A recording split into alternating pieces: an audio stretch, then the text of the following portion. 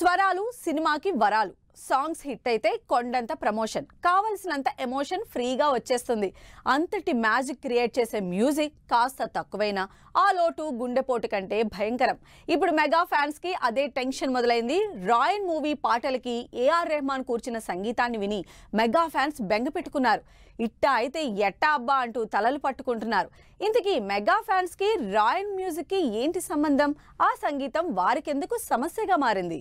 సంగీతం సగం బలం అని నమ్ముతుంది చిత్రసీమ. పాటలు బాగుంటే సినిమా హిట్ పై ఆశలు రెట్టింపవుతాయి.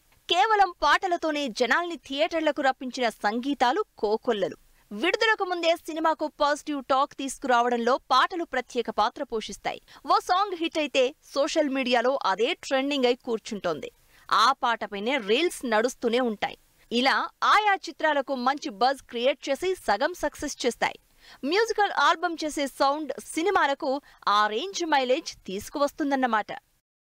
అయితే సంగీత దర్శకుడు ఏఆర్ రెహమాన్ తాజాగా తమిళ హీరో ధనుష్ నటించిన రాయన్ మూవీ పాటలకు స్వరాలు అందించాడు. కానీ ఆ మ్యూజిక్ తెలుగు ఆడియన్స్ ను అంతగా హత్తుకోలేకపోయాయి. సినిమాల్లో వచ్చే ఆర్ఆర్కు కూడా మన ఆడియన్స్ కనెక్ట్ కాలేకపోయారు. దీంతో ఆస్కార్ మ్యూజిక్ డైరెక్టర్ మ్యూజిక్ లా లేదనే విమర్శలు సోషల్ మీడియాలో పదనిసలు పాడుతున్నాయి.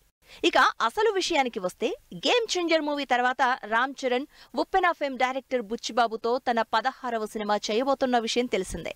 ఈ మూవీలో కన్నడ హీరో రాజ్ కుమార్ కూడా నటిస్తున్నారు. అయితే ఈ సినిమాకు కూడా ఏఆర్ రెహమాన్ మ్యూజిక్ డైరెక్టర్ గా పనిచేయనున్నారు.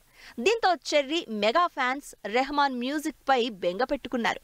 రాయన్ మూవీకి ఇచ్చినట్లే చరణ్ 16వ సినిమాకి ఇచ్చే సంగీతం చప్పగా ఉంటుందేమో అని టెన్షన్ పడుతున్నారు.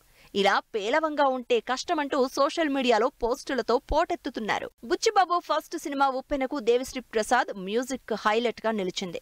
ఇప్పుడు చరణ్ తో చేసే మూవీని కూడా మ్యూజికల్ హిట్ చేస్తాడా? మరి చెర్రీ ఫ్యాన్స్ డౌట్స్ కి ఏఆర్ రెహమాన్ ఇచ్చే సంగీతం సమాధానం ఎలా ఉండబోతుందో చూడాలి.